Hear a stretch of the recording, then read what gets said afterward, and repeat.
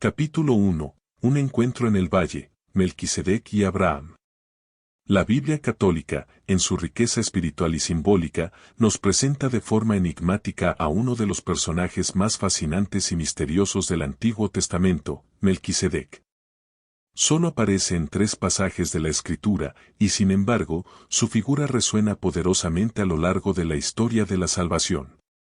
Este capítulo nos lleva al corazón del primer encuentro con este personaje, en el valle de Sabé, luego de una batalla decisiva.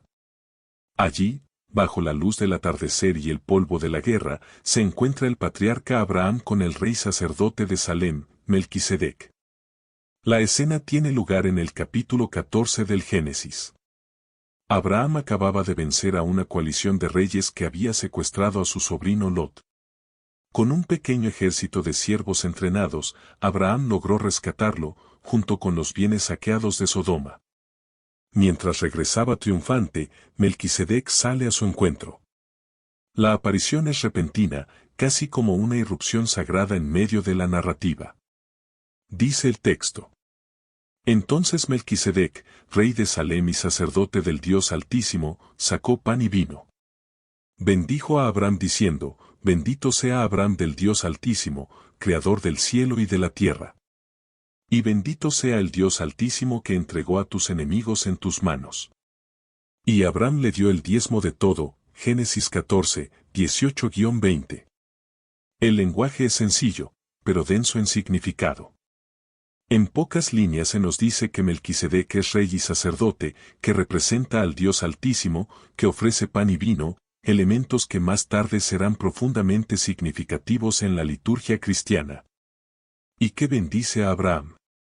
Además, el patriarca responde dándole el diezmo, un gesto de reconocimiento espiritual y de respeto. Este encuentro es profundamente simbólico.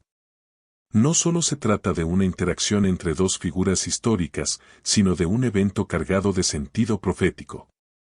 Melquisedec no es presentado como un dios pagano o un jefe tribal, sino como un sacerdote legítimo del mismo Dios que llama a Abraham.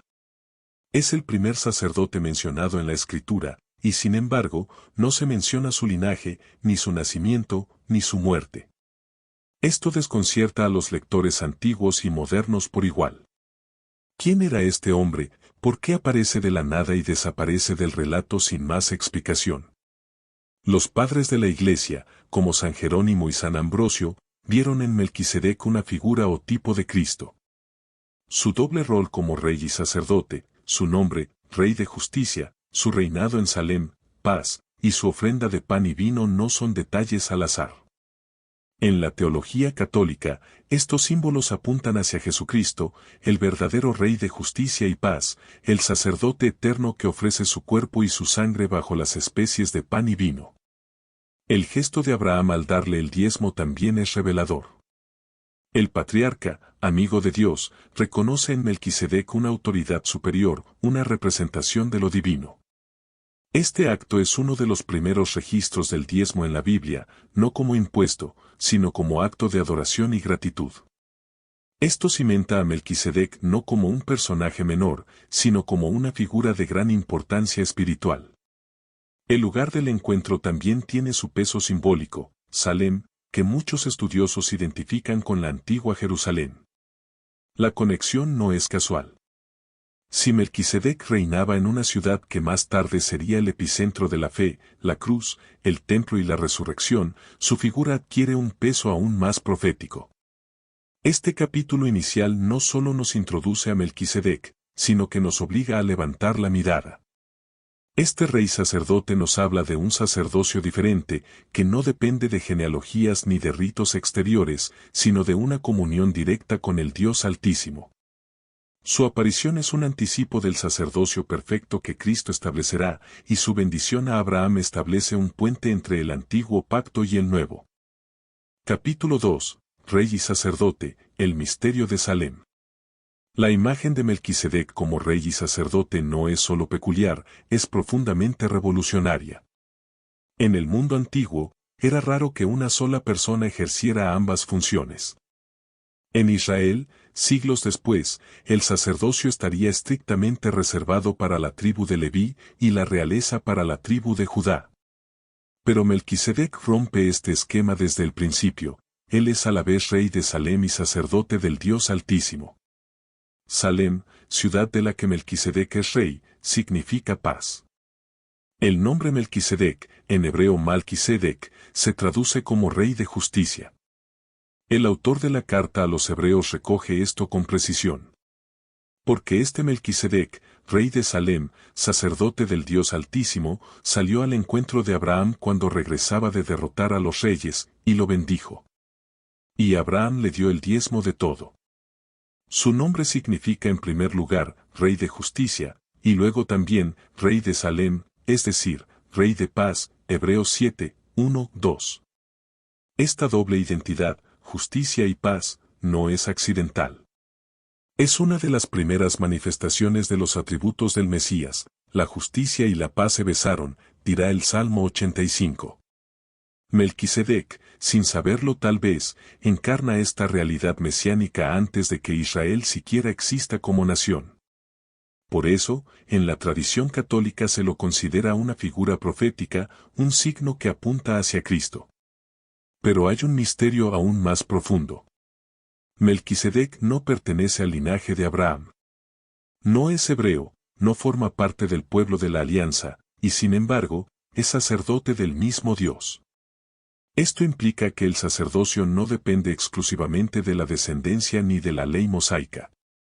En Melquisedec vemos un sacerdocio anterior a la ley, superior a la ley, que encuentra su plenitud no en Aarón, sino en Cristo. Este concepto es clave en la carta a los hebreos. Allí, el autor argumenta que Jesús es sacerdote según el orden de Melquisedec, no según el orden levítico. ¿Por qué? Porque el sacerdocio levítico era limitado, imperfecto y dependía del linaje humano. El de Melquisedec, en cambio, es eterno, sin principio ni fin. La Escritura calla sobre los orígenes y descendencia de Melquisedec, y este silencio es interpretado teológicamente como símbolo de eternidad. Hebreos 7:3 afirma: sin padre, sin madre, sin genealogía, sin comienzo de días ni fin de vida, semejante al Hijo de Dios, permanece sacerdote para siempre. Estas palabras no deben entenderse literalmente, como si Melquisedec fuese un ser divino o inmortal. Más bien, expresan que su sacerdocio no tiene origen humano registrado, lo que lo convierte en figura del sacerdocio eterno de Cristo. Es una pedagogía divina, un símbolo colocado estratégicamente en la historia sagrada. Además, Salem, si efectivamente es la antigua Jerusalén, anticipa la ciudad santa, el lugar donde Cristo establecerá la nueva alianza, donde será ofrecido como Cordero Pascual. Melquisedec es, por tanto, una sombra que prefigura la luz. Él es rey de la ciudad donde el Rey de Reyes reinará desde la cruz. También es interesante que Melquisedec ofrece pan y vino. No sacrifica animales como se haría más tarde en el templo. Su ofrenda es pura, simbólica, incruenta. Este gesto será retomado en la última cena, donde Cristo tomará pan y vino para decir: este es mi cuerpo, esta es mi sangre. Por eso, en la liturgia católica, el nombre de Melquisedec aparece en el canon romano. La Iglesia ve en él una figura litúrgica, una anticipación del sacrificio eucarístico. En la misa, el sacerdote actúa en la persona de Cristo, y Cristo es sacerdote según el orden de Melquisedec. Así, cada Eucaristía es también una actualización de ese sacerdocio eterno. En este capítulo hemos explorado a Melquisedec como rey y sacerdote, no como funciones separadas, sino unificadas en una sola persona. Él es un símbolo viviente del ideal mesiánico, justicia y paz, reinado y sacerdocio, humanidad y eternidad. Un personaje que, aunque aparece brevemente, marca profundamente toda la historia de la fe. Capítulo 3. El linaje sin genealogía, un sacerdote sin principio ni fin. En el mundo bíblico, los linajes lo eran todo. La identidad de una persona, su autoridad, su herencia, incluso su lugar dentro del plan de Dios, estaban determinados por su ascendencia. Esto es particularmente cierto en el caso del sacerdocio. Los sacerdotes de Israel debían provenir exclusivamente de la tribu de Leví y más específicamente del linaje de Aarón. Esta exigencia era rigurosa. Ningún forastero, por virtuoso que fuera, podía ejercer las funciones del altar si no estaba debidamente registrado como levita. Sin embargo, Melquisedec rompe esta norma antes de que siquiera exista. Aparece en escena sin una genealogía, sin una tribu, sin una familia conocida. No hay rastro de su nacimiento, ni de su muerte. Esta omisión no es un descuido. Es un recurso deliberado que lo convierte en una figura eterna, fuera del tiempo humano, una prefiguración del sacerdocio que Jesús instaurará. La carta a los Hebreos, un documento profundamente teológico del Nuevo Testamento, se detiene con intensidad en este detalle. Sin padre, sin madre, sin genealogía, sin comienzo de días ni fin de vida, semejante al Hijo de Dios, permanece sacerdote para siempre, Hebreos 7:3. Este versículo ha sido fuente de largas reflexiones y debates entre teólogos y padres de la Iglesia. ¿Era Melquisedec un ser celestial? ¿Era una aparición del mismo Cristo preencarnado? La Iglesia Católica, con sabiduría, ha optado por no definir dogmáticamente estas especulaciones y en su lugar ve en Melquisedec un símbolo, una figura profética, una tipología que anuncia a Jesús, el verdadero sacerdote eterno. Lo que resulta claro es que Melquisedec encarna un sacerdocio no condicionado por la carne ni por la herencia. Es una señal viva de que el verdadero sacerdocio vendría no por derecho humano, sino por designio divino. Esta enseñanza es fundamental en la teología católica, especialmente cuando se considera el papel de Cristo como sumo sacerdote. Jesús no desciende de Leví, sino de Judá, y sin embargo, ejerce el sacerdocio supremo. ¿Cómo es posible? Porque es sacerdote no por genealogía, sino según el orden de Melquisedec, Hebreos 5:10. Este sacerdocio se establece no en función de la carne, sino por el poder de una vida indestructible, Hebreos 7:16. Es decir, por su divinidad, por su resurrección, por su eternidad. En Cristo, el sacerdocio no es heredado, es instaurado por Dios directamente. Él no ofrece sacrificios diarios como los sacerdotes levitas, sino que se ofrece a sí mismo una sola vez, para siempre, como víctima sin mancha. Volviendo a Melquisedec, el silencio sobre su linaje tiene un poderoso valor simbólico. La Escritura, al no registrar su origen y su final, lo presenta como figura atemporal. Es como si habitara en una dimensión distinta, una realidad profética que apunta hacia lo eterno. No tiene descendientes ni antepasados registrados. No se le asocia con una nación ni con una cultura específica. Es, por así decirlo, universal. Este carácter universal es profundamente relevante para la fe católica. El sacerdocio de Melquisedec, y por tanto el de Cristo, no está atado a una etnia, a un país o a una tradición humana. Es un sacerdocio abierto a todos los pueblos, a todas las lenguas, a todas las culturas. Cristo no es solo sacerdote para los judíos, sino para toda la humanidad. Su sacrificio abarca a todo el universo creado. El Papa Benedicto XVI, en su obra Jesús de Nazaret, hace alusión a este misterio cuando afirma que la figura de Melquisedec abre la puerta a una visión cósmica del sacerdocio. En él se anticipa el sacerdocio eterno y universal de Cristo, que no necesita repetir sacrificios, porque su entrega fue definitiva. El carácter sin principio ni fin de Melquisedec también nos habla de la eternidad del sacerdocio de Cristo. Los sacerdotes levitas eran humanos, morían y debían ser reemplazados. Pero Cristo, al resucitar, vive para siempre. Su intercesión no termina. Su presencia ante el Padre es continua, perfecta, sin interrupción. Esto tiene consecuencias profundas para la vida espiritual del cristiano. Saber que hay un sumo sacerdote eterno que intercede sin cesar por nosotros debe llenar de confianza nuestros corazones. No estamos solos en nuestras luchas. Cristo, el sacerdote eterno, nos acompaña, nos representa ante el Padre, y su sacrificio permanece vigente. Melquisedec, entonces, no es solo una rareza literaria. Es una clave teológica. Es un signo colocado con precisión en la historia sagrada para prepararnos a comprender a Cristo. Sin él, el sacerdocio de Jesús podría parecer ilegítimo desde una perspectiva judía.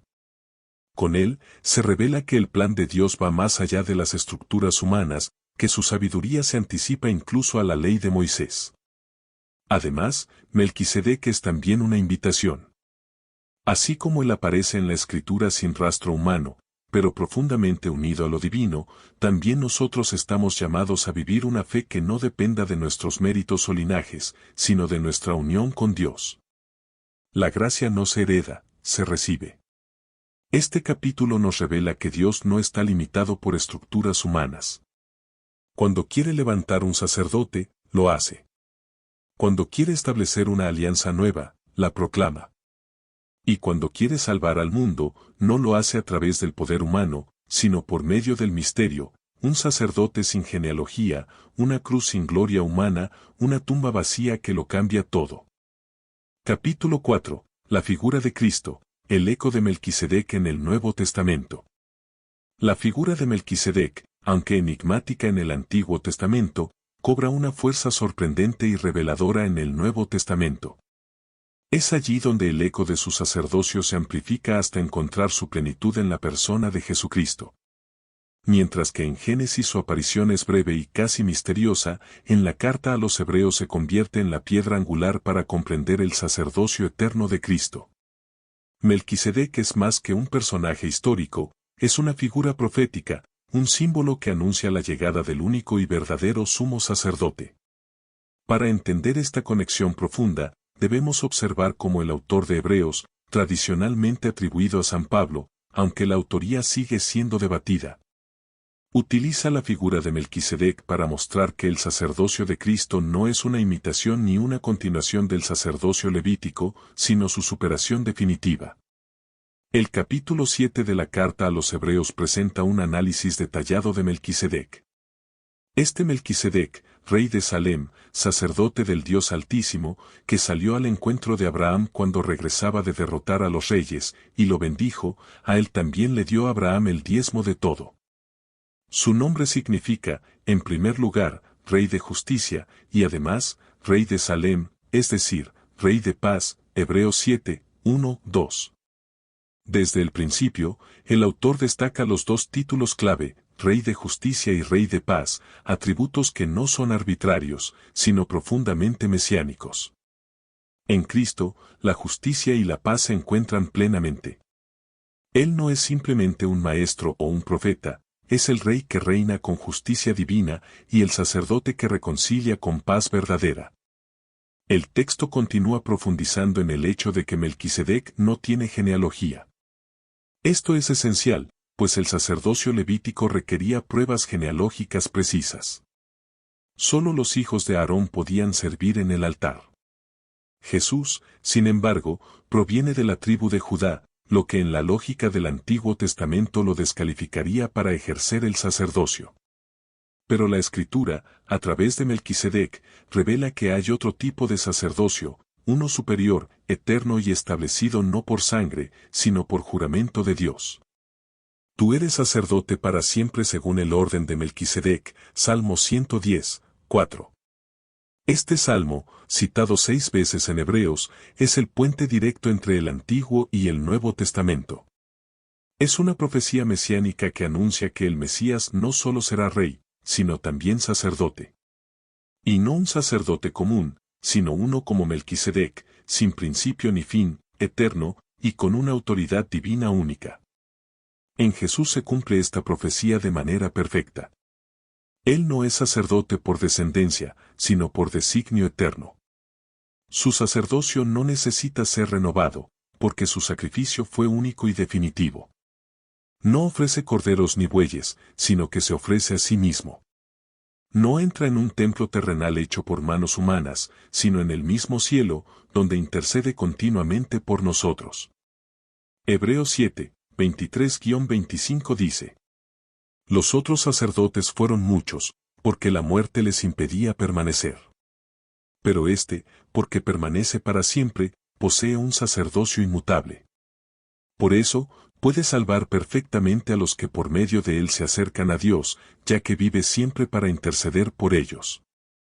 Aquí se resalta una diferencia fundamental: los sacerdotes antiguos eran mortales, limitados. Cristo, en cambio, vive para siempre. Y su sacerdocio no es un título más, sino una misión eterna: interceder ante el Padre en favor nuestro. Es el puente entre el cielo y la tierra, el mediador perfecto. Pero el paralelismo entre Melquisedec y Cristo no termina ahí. En la ofrenda de pan y vino del rey de Salem se encuentra una señal anticipada de la Eucaristía. No hay sacrificio animal en el encuentro con Abraham, sino una ofrenda pacífica, profética. Melquisedec presenta los mismos elementos que Jesús utilizará en la última cena para instituir el nuevo sacrificio, pan y vino. Y al igual que Melquisedec bendijo a Abraham, Jesús bendice a sus discípulos y les da a comer su cuerpo y a beber su sangre, bajo las especies sacramentales. Este paralelismo no pasó desapercibido para los padres de la Iglesia. San Cipriano, San Jerónimo, San Agustín y otros vieron en la ofrenda de Melquisedec una prefiguración directa del sacrificio eucarístico. Por eso, en el canon romano de la misa, se menciona explícitamente a Melquisedec como figura del sacrificio puro y sin mancha. En palabras del sacerdote durante la consagración: acepta esta ofrenda como aceptaste los dones del justo Abel, el sacrificio de Abraham, nuestro padre en la fe, y la oblación pura de tu sumo sacerdote Melquisedec. De este modo, el sacrificio eucarístico que se celebra en cada altar católico es la actualización viva del sacerdocio de Cristo, que a su vez está prefigurado por Melquisedec. Esta conexión es más que simbólica, es teológica, litúrgica y espiritual. En Cristo se da cumplimiento a lo que Melquisedec anunciaba. Él es el verdadero Rey de justicia, porque justifica a los pecadores por su gracia. Él es el verdadero Rey de paz, porque ha reconciliado al mundo con Dios. Él es el verdadero sacerdote eterno, porque ha ofrecido un único sacrificio válido para siempre. Además, el sacerdocio de Cristo no solo mira hacia el pasado, sino que continúa activo en el presente. Él intercede por nosotros desde el cielo y nos concede gracia a través de los sacramentos. Y en la figura de Melquisedec vemos reflejado el modelo que nos fue dado: un sacerdocio que no se basa en ritos vacíos, sino en una comunión viva con Dios. En la teología católica, esto se convierte en fundamento para entender la vocación sacerdotal. Los sacerdotes de la Iglesia no ejercen un sacerdocio propio, sino que participan del único sacerdocio de Cristo. Son alter Christus, otro Cristo, llamados a ofrecer el sacrificio eucarístico, a enseñar la palabra y a guiar al pueblo de Dios hacia la santidad. Su modelo no es Aarón, sino Jesús. Y su imagen profética más antigua es Melquisedec. Finalmente, el eco de Melquisedec en el Nuevo Testamento es una invitación para el creyente. Nos recuerda que no estamos abandonados, que tenemos un intercesor, un defensor, un sacerdote eterno que vive para siempre y nos conoce profundamente. Su sacrificio no necesita repetirse. Su amor no se agota. Su presencia no se retira. Y como Melquisedec bendijo a Abraham con palabras de vida, también Cristo nos bendice hoy con su presencia real en la Eucaristía. Cada vez que el pan se convierte en su cuerpo y el vino en su sangre, el eco de Melquisedec resuena con fuerza: hay un sacerdote eterno que reina en justicia y paz, y su nombre es Jesús. Capítulo 5. La ofrenda de pan y vino, un acto profético. En la historia de Melquisedec, el gesto más peculiar y sagrado es su ofrenda de pan y vino. En medio de una narrativa antigua de guerras y alianzas, este acto destaca por su sencillez, profundidad y carácter profético. No es una entrega militar ni una imposición religiosa, es un gesto litúrgico cargado de simbolismo que anticipa el corazón del culto cristiano, la Eucaristía. Entonces Melquisedec, rey de Salem y sacerdote del Dios Altísimo, sacó pan y vino. Y bendijo a Abraham, Génesis 14:18.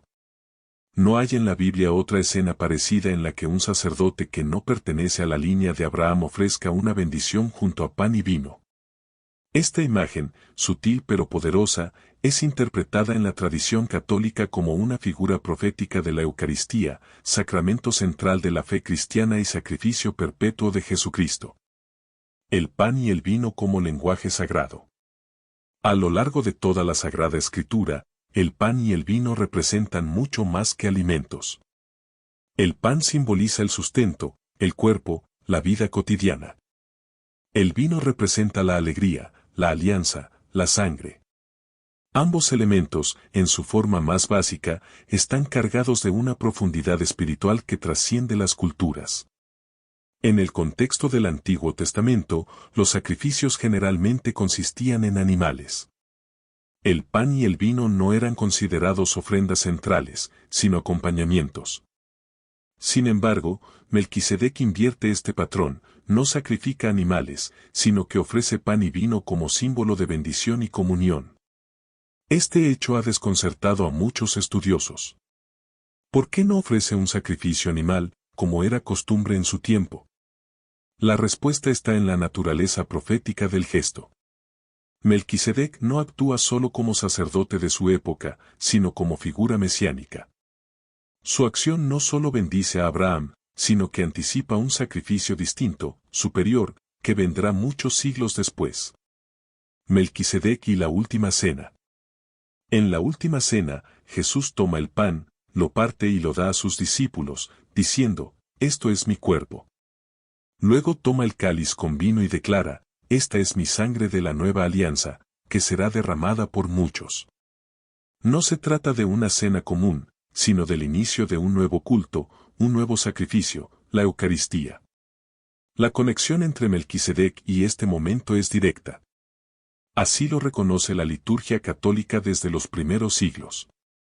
En el canon romano, plegaria eucarística y, el sacerdote dice: «Mira con bondad esta ofrenda y acéptala como aceptaste los dones del justo Abel, el sacrificio de nuestro padre Abraham y la oblación pura de tu sumo sacerdote Melquisedec». La Iglesia ha entendido, desde los orígenes, que la ofrenda de Melquisedec no fue simplemente un gesto de hospitalidad, sino una oblación sagrada que prefiguraba la Eucaristía. Melquisedec no solo representa a Cristo, su pan y su vino son un anticipo del pan vivo bajado del cielo y del vino que es sangre de redención. El sacrificio incruento. A diferencia del sacrificio de animales, la ofrenda de pan y vino de Melquisedec no implica derramamiento de sangre, lo cual es altamente significativo. Es un sacrificio incruento, sin violencia, sin muerte, pero no por ello menos poderoso.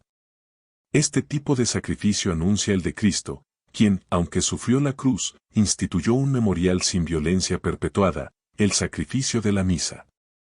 En cada Eucaristía no se vuelve a matar a Cristo, se actualiza, de forma incruenta, su entrega total por nosotros. Es el mismo sacrificio de la cruz, pero presente de manera sacramental.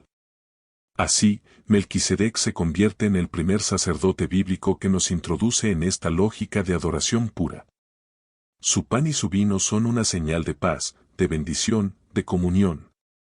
No hay sangre en su altar, pero hay ofrenda, y hay presencia de lo sagrado. Abraham y el reconocimiento del sagrado. Otro detalle notable de este episodio es la reacción de Abraham. El patriarca, que ha sido llamado directamente por Dios y que será padre de una multitud de pueblos, reconoce en Melquisedec a un sacerdote legítimo.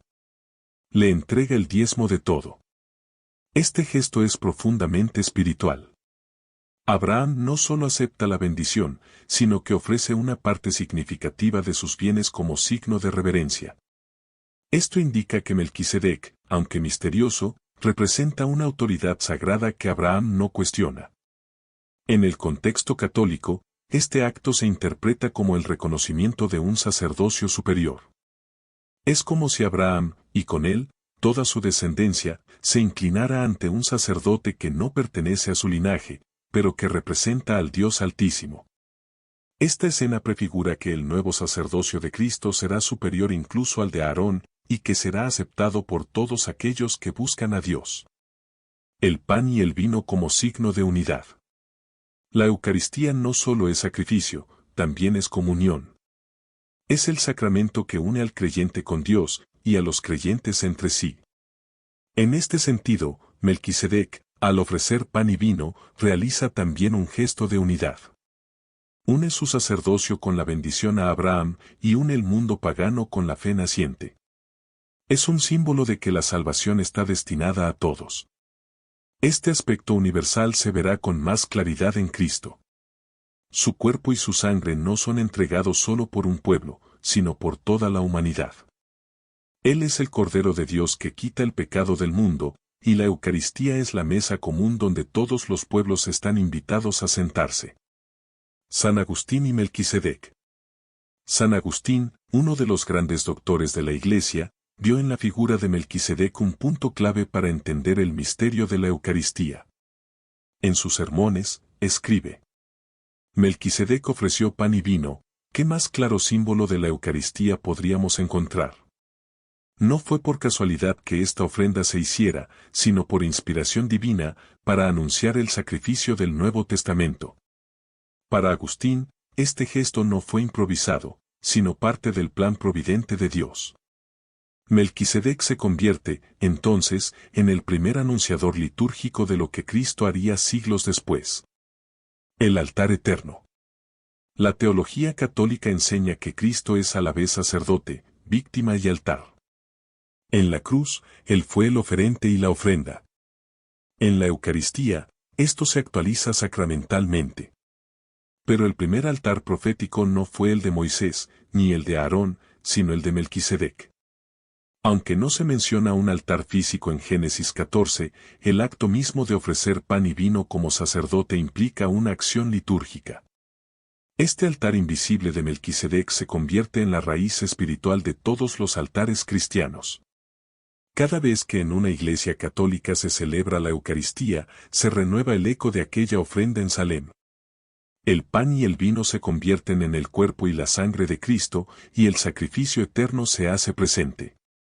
Es un misterio sublime que conecta el Génesis con el Evangelio, el Antiguo con el Nuevo Testamento, el gesto profético de Melquisedec con la plenitud de la redención en Cristo. Conclusión del capítulo. La ofrenda de pan y vino por parte de Melquisedec no es una anécdota. Es un acto profético de inmensa profundidad. Anticipa la nueva forma de culto que Cristo instaurará, un sacrificio no de animales, sino de sí mismo, no violento, sino amoroso, no repetido, sino eterno. Este capítulo nos muestra que Dios, desde los albores de la historia bíblica, ya hablaba en símbolos, ya anunciaba lo eterno. Melquisedec, con sus manos alzadas en bendición y su pan y vino como ofrenda, nos prepara para contemplar y recibir el misterio más grande de nuestra fe, la Eucaristía, presencia real de Cristo. Sacerdote eterno según el orden de Melquisedec. Capítulo 6. El sacerdocio eterno, Hebreos y la revelación divina. De todas las cartas del Nuevo Testamento, la carta a los Hebreos ocupa un lugar singular. Es profunda, teológica, casi mística, y tiene como una de sus piedras angulares la figura de Melquisedec. Para el autor de Hebreos, un conocedor de la ley, los profetas y la liturgia del templo, el nombre de Melquisedec no es solo una curiosidad del Génesis, sino la clave que revela el carácter eterno y perfecto del sacerdocio de Jesucristo. Este capítulo nos lleva al centro de esta revelación divina. Porque en Hebreos no solo se interpreta a Melquisedec, se proclama que Cristo es su cumplimiento y que en él se establece un nuevo sacerdocio, eterno, celeste e irrevocable. El contexto, ¿a quién va dirigida la carta? La carta a los Hebreos fue escrita a cristianos de origen judío que comenzaban a tambalear en su fe. Acostumbrados al culto del templo, al sacerdocio levítico y a las ofrendas continuas, les costaba comprender cómo Jesús, un hombre que no era sacerdote según la ley, podía haber sustituido ese sistema milenario. El autor responde con una argumentación magistral: Cristo es sacerdote, pero no según el orden de Aarón, sino según el orden de Melquisedec. Y ese orden no solo es anterior al levítico, sino también superior. Tú eres sacerdote eterno según el orden de Melquisedec. Esta frase aparece en Hebreos 5:6, 6:27-17, citando el Salmo 110, 4, un texto mesiánico que, en boca del Padre, se dirige al Hijo. Tú eres sacerdote para siempre, según el orden de Melquisedec. El autor no se detiene en explicaciones históricas. Va directo al significado espiritual. En Cristo se cumple esta palabra no como metáfora, sino como realidad plena. Él no recibió el sacerdocio por descendencia, sino por juramento divino. Y su sacerdocio no es temporal, sino eterno. El contraste con el sacerdocio levítico. En Hebreos capítulo 7, se establece una comparación entre ambos sacerdocios. El de Leví era hereditario, el de Cristo es por juramento de Dios. El de Leví era temporal, el de Cristo es permanente. El de Leví ofrecía sacrificios diarios, Cristo se ofreció una sola vez. El sacerdote levita era pecador, Cristo es santo, inocente y sin mancha. Los levitas servían en un templo terrenal, Cristo ministra en el santuario celestial. Hebreos 7, 22-24 lo resume así. De esta manera, Jesús ha llegado a ser el fiador de una mejor alianza. Los otros sacerdotes fueron muchos, porque la muerte les impedía permanecer. Pero este, porque permanece para siempre, posee un sacerdocio inmutable. Este pasaje es fundamental. Aquí se define el carácter inmutable, eterno y absoluto del sacerdocio de Cristo. No necesita sucesores, porque Él no muere. No necesita repetir el sacrificio, porque su entrega fue perfecta. Y no necesita altar de piedra, porque su altar es el trono mismo del cielo. Un sacerdote que intercede eternamente. Una de las afirmaciones más poderosas de Hebreos es que Cristo vive para interceder por nosotros. Por eso, puede salvar perfectamente a los que por medio de Él se acercan a Dios, ya que vive siempre para interceder por ellos. Hebreos 7:25. Esta frase no es solo teología. Es consuelo, esperanza, certeza. No tenemos un sacerdote lejano o ausente. Cristo, desde el cielo, no ha dejado de ejercer su sacerdocio. Está vivo, activo, presente. Su intercesión es continua. Cada oración que elevamos llega al Padre a través de Él. Y esa intercesión no es genérica, sino personal. Jesús conoce nuestro corazón, nuestras heridas, nuestras luchas. Como dice Hebreos 4:15. No tenemos un sumo sacerdote que no pueda compadecerse de nuestras debilidades, sino uno que ha sido probado en todo como nosotros, excepto en el pecado. Aquí la figura de Melquisedec se funde con la humanidad de Cristo. Ya no se trata solo de un modelo antiguo y misterioso, sino de una persona viva que ha sufrido, que ha amado y que ha dado su vida. El sacrificio perfecto. Hebreos 9 y 10 desarrollan en profundidad otro aspecto clave: Cristo es a la vez sacerdote y víctima. No ofrece animales, sino que se ofrece a sí mismo. Cristo, habiendo ofrecido una vez para siempre un solo sacrificio por los pecados, se ha sentado para siempre a la derecha de Dios. Hebreos 10:12. Este sacrificio no necesita repetirse. La Eucaristía no lo reemplaza ni lo repite, sino que lo actualiza de forma sacramental. Cada misa es el mismo sacrificio de la cruz, hecho presente de manera incruenta. Y todo esto es posible porque Cristo es sacerdote eterno.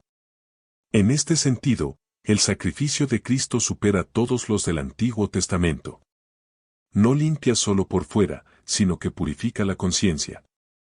No cubre el pecado, sino que lo destruye. No se ofrece cada año, sino una vez por todas. La entrada al santuario celestial. Otro tema sublime de Hebreos es que Cristo no entró en un templo hecho por manos humanas, sino en el santuario eterno del cielo, llevando consigo su propia sangre. No con sangre de machos cabríos ni de becerros, sino con su propia sangre, entró de una vez para siempre en el santuario, obteniendo así una redención eterna. Hebreos 9:12. Esto es una revelación nueva. El sacerdote levita entraba una vez al año al Santo de los Santos, pero no sin sangre. Cristo, en cambio, entró una vez para siempre, no como símbolo, sino como cumplimiento. Su sacrificio es eterno porque su sacerdocio es eterno. Melquisedec y la nueva alianza. Finalmente, el autor de Hebreos nos muestra que el sacerdocio eterno de Cristo es la base de una nueva y mejor alianza. Ya no se trata de una ley grabada en piedra, sino de un pacto inscrito en el corazón. Ya no se basa en sacrificios externos, sino en la transformación interior. Cristo, sacerdote según el orden de Melquisedec, no solo representa una novedad litúrgica. Él es la manifestación del amor del Padre que envía a su Hijo para reconciliar al mundo. Su sacerdocio eterno es la garantía de que nunca estaremos solos, de que hay alguien en el cielo que ora, actúa y vive por nosotros. Conclusión del capítulo. La carta a los Hebreos no solo menciona a Melquisedec, lo coloca como la llave que abre la comprensión del sacerdocio eterno de Cristo. En él vemos una figura antigua, pero en Jesús contemplamos su cumplimiento perfecto.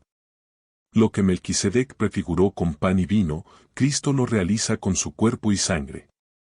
Lo que Melquisedec encarnó como Rey de justicia y paz, Cristo lo lleva a plenitud en la cruz y en la gloria.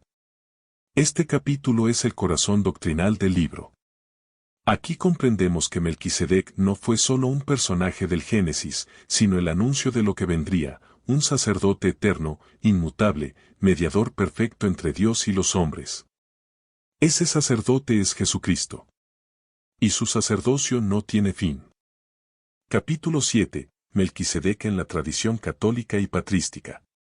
La figura de Melquisedec, aunque aparece brevemente en el Antiguo Testamento, ha ocupado un lugar privilegiado en la reflexión teológica de la Iglesia Católica desde sus primeros siglos.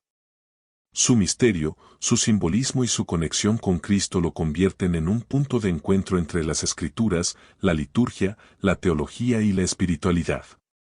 Este capítulo explora cómo los padres de la Iglesia y los principales pensadores católicos interpretaron a Melquisedec. Lejos de ser un personaje olvidado, fue visto como un ícono del sacerdocio eterno, una figura de Cristo y un puente profético entre el Antiguo y el Nuevo Testamento. Melquisedec como figura de Cristo. Desde los primeros siglos del cristianismo, los padres de la Iglesia interpretaron a Melquisedec como tipo de Cristo, es decir, una figura simbólica que anuncia y prefigura al Mesías. Esta interpretación se basaba principalmente en tres elementos. 1. Su doble título, Rey de Justicia y Rey de Paz. 2. Su sacerdocio no levítico. 3. Su ofrenda de pan y vino, que recuerda directamente a la Eucaristía. San Jerónimo, siglo IV. San Jerónimo, traductor de la Biblia al latín, Vulgata, escribió: Melquisedec fue un símbolo de Cristo, sacerdote y rey, quien ofreció no víctimas animales, sino pan y vino, prefigurando el sacrificio del altar. Jerónimo ve en él no solo un personaje histórico, sino un signo anticipado de la nueva alianza, distinto del antiguo pacto basado en sacrificios sangrientos. Melquisedec y la Eucaristía. Uno de los puntos más fuertes en la teología patrística fue la identificación del sacrificio de Melquisedec con el sacrificio eucarístico. Para los padres, la Eucaristía era el centro de la vida cristiana, y encontrar su raíz profética en el Antiguo Testamento fortalecía su legitimidad divina. San Ambrosio, siglo IV. San Ambrosio, obispo de Milán, escribió: Melquisedec, sacerdote del Dios Altísimo, ofreció pan y vino. ¿Qué más claro anuncio del sacrificio eucarístico podríamos esperar? Ambrosio vincula este gesto a la misa, mostrando cómo desde los albores de la historia sagrada, Dios preparaba a su pueblo para recibir el misterio del altar. San Agustín, siglo IV Pube. El gran doctor de la Iglesia, San Agustín, también profundizó en esta figura. El sacrificio de pan y vino que ofreció Melquisedec prefiguraba el verdadero sacrificio que habría de ofrecer Cristo mismo. No fue un simple gesto de hospitalidad, sino una acción profética. Para Agustín, Melquisedec no es solo un personaje simbólico, sino una pieza clave del plan divino, una luz temprana del misterio pascual. El canon romano y la misa. La presencia de Melquisedec en la liturgia eucarística no es casual. En el canon romano, la plegaria eucarística más antigua y venerada de la Iglesia latina, el sacerdote dice: Acepta, Señor, esta ofrenda, como aceptaste los dones del justo Abel, el sacrificio de Abraham, nuestro padre en la fe, y la oblación pura de tu sumo sacerdote Melquisedec. Este texto, que se ha mantenido casi inalterado desde los primeros siglos del cristianismo, coloca a Melquisedec al nivel de los grandes oferentes bíblicos. Su oblación pura es vista como modelo del sacrificio eucarístico, lo cual confirma que su interpretación cristológica no es moderna, sino antiquísima. Melquisedec en la exégesis patrística. Los padres de la Iglesia no solo lo relacionaron con Cristo, sino que lo interpretaron como un ser angelical, como pensaba Orígenes. Una prefiguración del Verbo encarnado, como sugiere San Cirilo de Jerusalén. Una manifestación de Cristo antes de la encarnación, posición adoptada por algunos escritores siríacos y armenios. Aunque no hay unanimidad absoluta en cuanto a su identidad, todos coinciden en su valor simbólico y su vínculo con el sacerdocio de Jesús. Orígenes, siglo III. El influyente teólogo alejandrino escribió en su homilía sobre Génesis: Melquisedec es un misterio. No tiene genealogía, como Cristo según su divinidad. Él representa el sacerdocio eterno, superior al de Aarón. Para Orígenes, Melquisedec no era simplemente una figura histórica, sino un signo que apunta al misterio de Cristo eterno, celestial y sin origen humano. El sacerdocio de Cristo según la teología católica. La tradición católica afirma que Cristo es el único sacerdote eterno. Todos los demás sacerdotes, ya sean del Antiguo Testamento o los ministros ordenados en la Iglesia, participan de ese único sacerdocio. El Concilio de Trento, siglo XVI, al defender la misa como sacrificio verdadero, retomó la figura de Melquisedec para explicar que el sacerdocio cristiano no es una invención humana, sino una prolongación del único sacrificio de Cristo, anticipado en pan y vino por el sacerdote de Salem. El Catecismo de la Iglesia Católica. El Catecismo también hace referencia a Melquisedec al hablar de la Eucaristía y del sacerdocio de Cristo. En el numeral 1544 se afirma: todo el sacerdocio del Antiguo Testamento encuentra su cumplimiento en Cristo Jesús, único mediador entre Dios y los hombres, un TM 2,5. El sacerdocio de Cristo es único, es el único sacerdote según el orden de Melquisedec.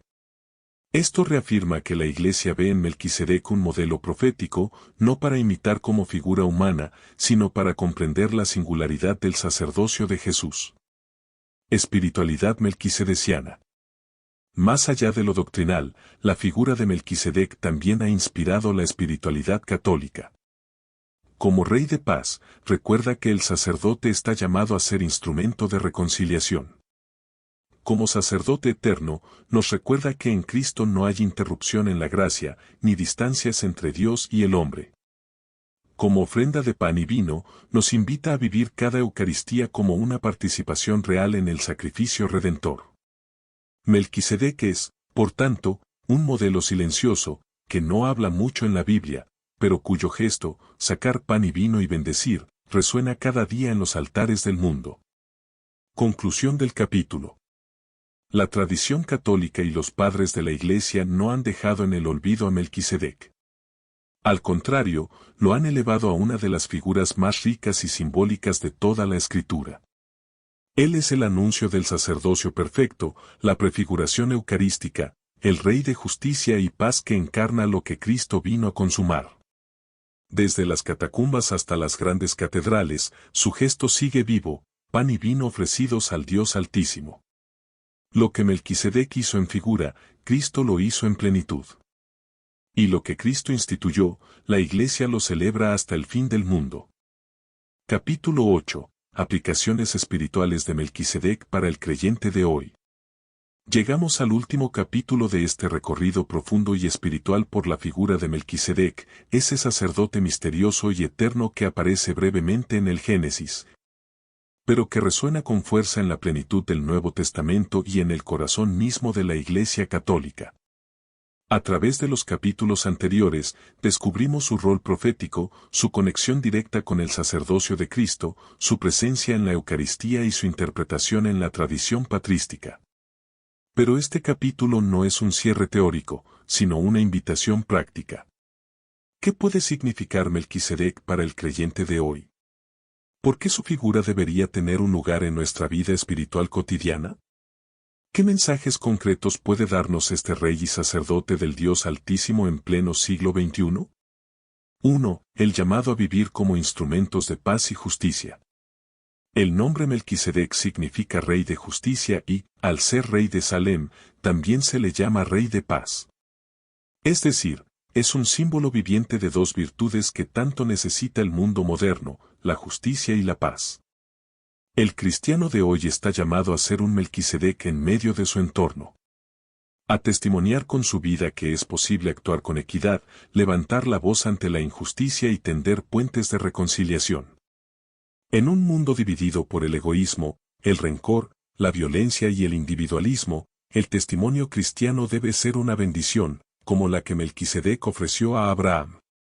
Bienaventurados los que trabajan por la paz, porque serán llamados hijos de Dios. Mateo 5:9. Ser un pacificador y justo no significa ser débil ni indiferente, sino tener el corazón de Cristo, firme en la verdad, tierno en el amor, generoso en el perdón. 2. Reconocer a Cristo como nuestro único sacerdote y mediador.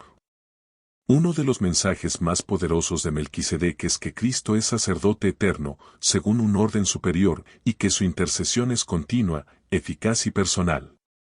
Esto tiene implicaciones concretas en la vida espiritual. No estamos solos. No rezamos al vacío. Cristo mismo, como sacerdote eterno, intercede por nosotros desde el cielo.